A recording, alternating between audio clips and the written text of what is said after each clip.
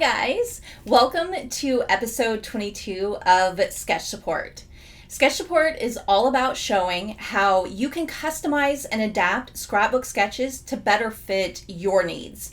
And I show that by taking one sketch and using it as the starting point for 4 different layouts, with each layout looking completely different.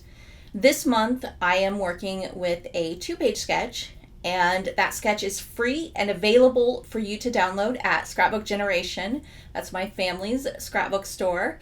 I will link to the sketch down below in the video description. And there's also a 3-page PDF available that has 22 sketch options showing several different ways to adapt that one sketch to work with different paper designs, different photo sizes or amount of photos. There are options with 4x6 photos only and 1-page sketch options, and then a 17 by 11 inch option for those that like to work with 8.5 by 11 inch paper. This PDF serves as a visual for those changes you can make, plus you can use each one of those 22 options for a different layout, or you can mix and match elements from multiple options and get even more mileage out of this one sketch. And if you enjoy using sketches, I am very excited to announce that I have a new class coming up. It starts on July 11th, and the registration is currently open and will stay open until July 8th, 2022, which is just a week from today. Long story short, it's based around 10 new sketches, and the class will last for 10 weeks. We will work through those sketches 1 week at a time. And there are lots of extra PDFs included and other content, and you'll end up with over 400 sketch options just in this one class. I'll post a link to the registration page, which has all the information you need, and I'll post a link to a live video that I did on my Facebook page that goes really far in depth into all the content included, and I share a few peeks into some of those PDFs and of my layouts. And I'm going to try to find time to make and post a video here on YouTube as well, but just in case I don't, you can check out that video on Facebook, and it's got everything you need to know. I really think this class is going to be a lot of fun. The community is the absolute best part of it, and right now we have about 1,200 registered, and we're expecting to be at about 1,500 when registration closes. So I would love to have you join us. The class and the content is open to all types of scrapbookers, whether you're a 1-page scrapbooker or a 2-page scrapbooker. And there are sketch options that work for everyone. So let's go ahead and get things started with a look at the sketch that I've used as the starting point for each layout in this video. So this sketch has 5 3x5 inch photos arranged in a straight line across the layout with 2 2x2 inch accent photos. I love working with 3x5 inch photos for a couple of reasons. One, most of the time they can easily be cropped down from a 4x6 inch print. So if you like to print 4x6 inch photos only, this size could work for you as well. Another thing I love about this size of photo is that they could be a good replacement for a 4x6 inch photo you might see on a sketch. And doing so can allow you to include more photos without really changing that sketch. For example, if you have a layout with 3 4x6 inch photos across one 12-inch page, you could replace those with 4 3x5 inch photos, and they would cover that same space going across the 12-inch page.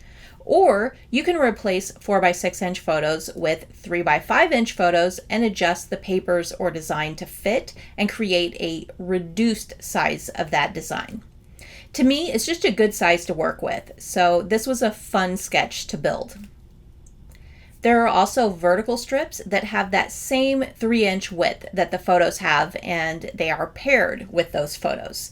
I love using strips in the same width of photos to create balance in a design. And this is something that can be adjusted to fit with many different photo sizes and widths. Or you can detach those strips from the photos by creating a background made up of smaller or larger strips that don't line up with the size of the photos. Another idea would be to reduce the height of these strips and leave a little margin between the strips and the top and bottom of the layout. There's really a lot you can do there to change this up. There's also a large journaling block that is on one of those 3-inch strips. This is a lot of journaling, so if you have less, you can always reduce that down. I did that on a couple of my layouts, so you can see how to do that if you need to. So let's go ahead and take a look at the first layout created with this sketch. If you know me, you know that I'm probably going to create at least one layout that is water themed, especially during this time of year when it seems all I can think about is swimming in the pool or visiting the ocean. So I made several changes to the sketch, all based on my photos and the theme. But it's not so far from the sketch that you can't tell that it inspired this design. You still see the base concept of the sketch in this layout.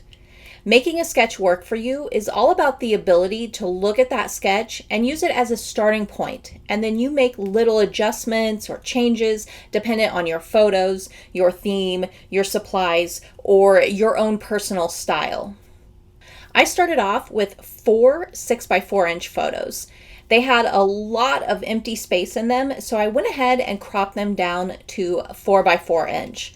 I had thought briefly that I might use them as a full 6x4-inch photo and stretch to the edges of the layout, but I had an idea for the splashes and I wasn't sure that it would work with everything stretched to the edges.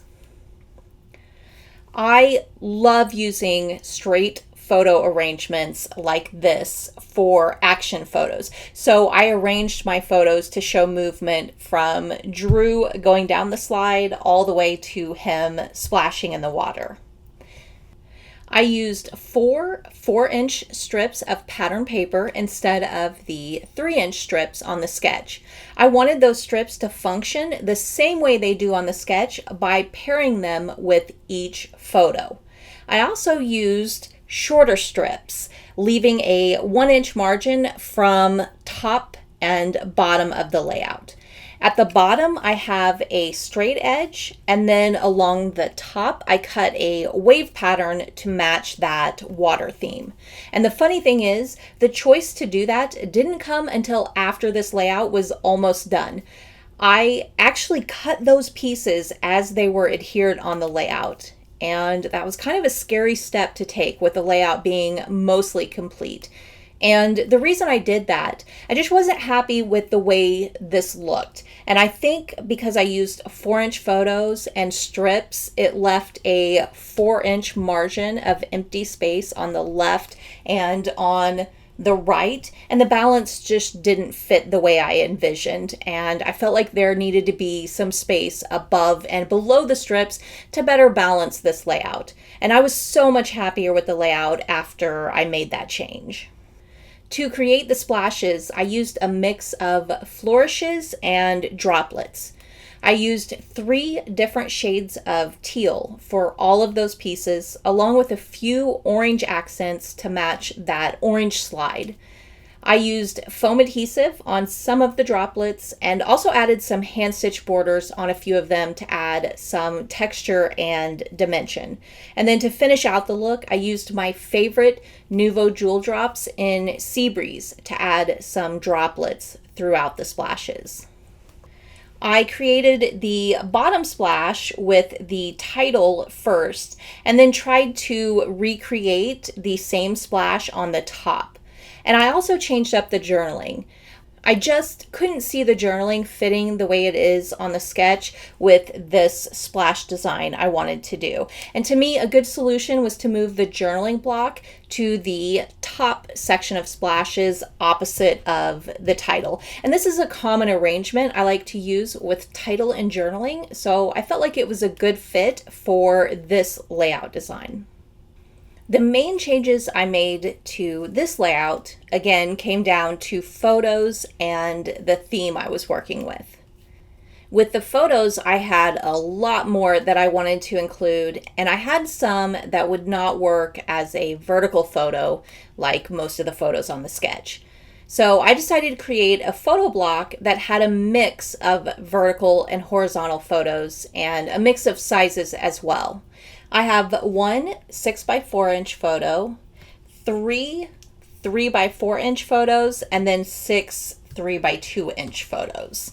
With this amount of photos, I had to extend the photos to the left and right edges of the layout. But with this sketch, that's a really easy adjustment you can make to add more photos if you need. My photos also have 1 inch less height than the 3x5" photos on the sketch. But again, this is an easy adjustment to make with this sketch. This sketch can work with many different photo sizes without having to make big changes. For my strips, this time I incorporated a themed element into them. Instead of using strips that match the width of the photos, I decided to use more strips with a smaller width.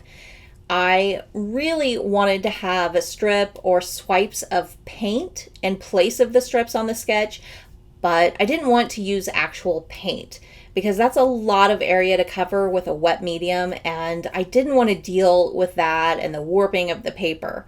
So luckily, I found a paintbrush dingbat font at the Silhouette store, and it was absolutely perfect for this. So I could use my Silhouette to cut out these paint swipes and get that look without having any wet paper warping.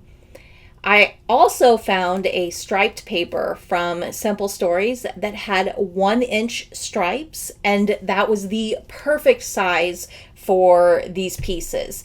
And I loved the rainbow color combo on that stripe. It was so perfect for a layout about our We Create event because our colors for that event are usually a rainbow. And these strips are not actually one full piece. They are separate pieces above and below the photos. I also added some hand stitching on each strip. I was thinking that maybe the stitching would kind of look like the brush streaks in a swipe of paint, or at least I was hoping that was what it would look like. And I'm not really sure if it has that effect, but I do like the added texture there, so I was okay with it.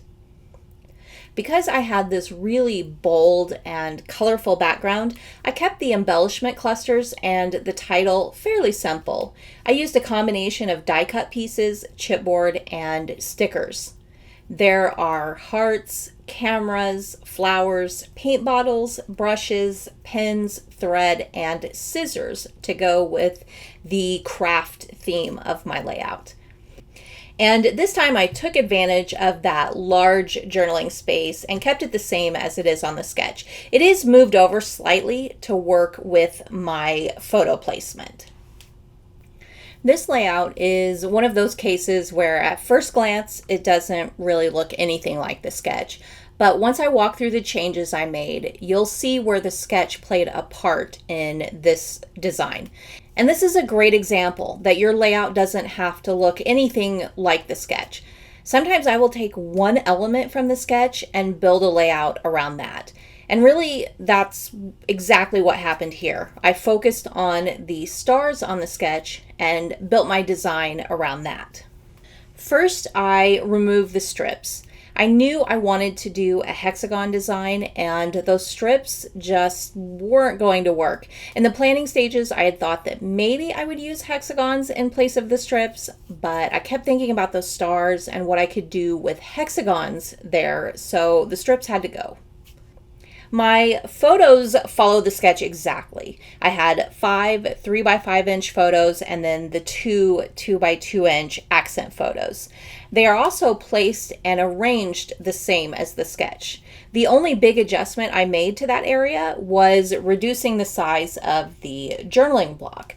I felt like a smaller journaling block just fit better with this design. Also, this is a good idea. If you have less journaling than the block shown on the sketch, you can always reduce it down to fit the size of the photos. For the hexagon design, I used my favorite Fiskars hexagon punches. They are my go-to for anything hexagon. I used that medium one for my base design. I took that star design and placement on the sketch and then expanded on that. And the hexagons end up basically framing the bottom left corner and the top right corner. I love using shape clusters to frame a block of photos like this. It's such a fun way to highlight those photos.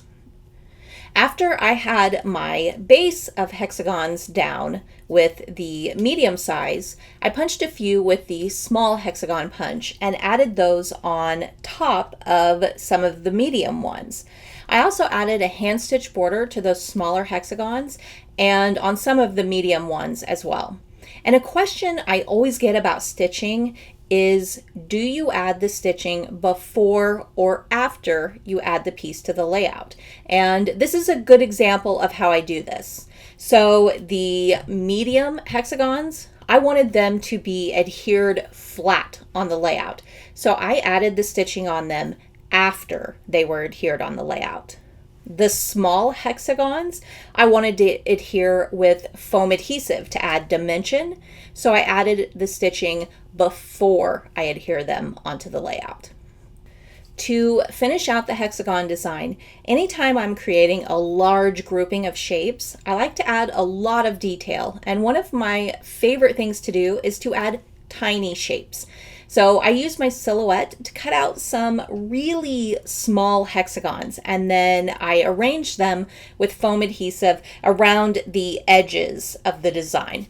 Then I added some glittery stars on a few of the hexagons, and these stars actually came with the foam word I used, so it was a good match to tie in with my title.